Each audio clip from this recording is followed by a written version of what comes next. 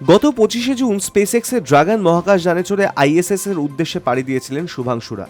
তার সঙ্গে ছিলেন অ্যাক্সিয়াম 4 এর ক্রু কমান্ডার পেগি ভিটস্টন, মিশন বিশেষজ্ঞ স্লাউস উজানস্কি এবং তিবর কাপু। 18 দিন মহাকাশে কাটানোর পর মঙ্গলবার তারা ভূপৃষ্ঠে অবতরণ করে। বিশেষজ্ঞরা জানাচ্ছেন এখন থেকে দীর্ঘ প্রক্রিয়া অপেক্ষা করে রয়েছে শুভাংশুদের জন্য। এতদিন মহাকাশের মাধ্যাকর্ষণহীন পরিবেশে কাটানোর পর পৃথিবীতে ফিরে মানিয়ে নিতে অসুবিধা হবে নভোশ্চরদের। সেজন্য ফেরার পর 7 দিন ধরে বিশেষ পর্যবেক্ষণে থাকতে হবে শুভাংশুদের। মানব দেহ যেহেতু মাধ্যাকর্ষণহীন পরিস্থিতিতে কাজ করার জন্য তৈরি নয়, তাই মহাকাশের মাধ্যাকর্ষণ শূন্যতার সঙ্গে খাপ খাইয়ে নিতে সময় লাগে নভোশ্চরদের। দেখা যায় নানা শারীরিক সমস্যাও, যা খুব উদ্বেগের না হলেও নেহাত ফেলনাও নয়। মহাকাশের মাইক্রোগ্র্যাভিটি পরিস্থিতি শরীরের মধ্যস্থ তরল ও রক্তচাপের ওপর প্রভাব ফেলে।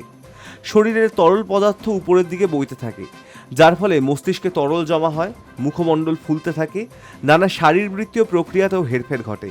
এর ফলে মহাকাশে যাওয়ার পর প্রথম কয়েকদিন বেশিরভাগ মহাকাশচারীদের অসুস্থতা, বমি বমি ভাব এবং মাথা ঘোরার মতন উপসর্গ দেখা দেয়। একে বলে স্পেস সিকনেস।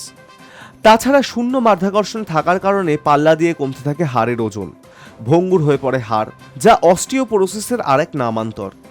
এসব দিক থেকে নিজেদের চাঙ্গা রাখতে আন্তর্জাতিক মহাকাশ স্টেশনে নিয়মিত ব্যায়াম করতে হয় নভোশ্চরদের। চোখের মনির আকার বদলে যায়, রেটিনার গঠনগত পরিবর্তন হয়, চোখে রক্ত সঞ্চালনও কমে যায়, কখনো কখনো দৃষ্টিশক্তিও কমে যায় মহাকাশচারীদের। মহাজাগতিক রশ্মি এবং ক্ষতিকর সৌর বিকিরণের সংস্পর্শে বেশিক্ষণ থাকলে ক্যান্সারের ঝুঁকি বেড়ে যায়। ক্ষতিকর বিকিরণের কতটা শরীর দ্বারা শোষিত হচ্ছে তা মাপার জন্য ডোসিমিটার নামে এক যন্ত্র পরে থাকতে হয় নভোশ্চরদের। High news network.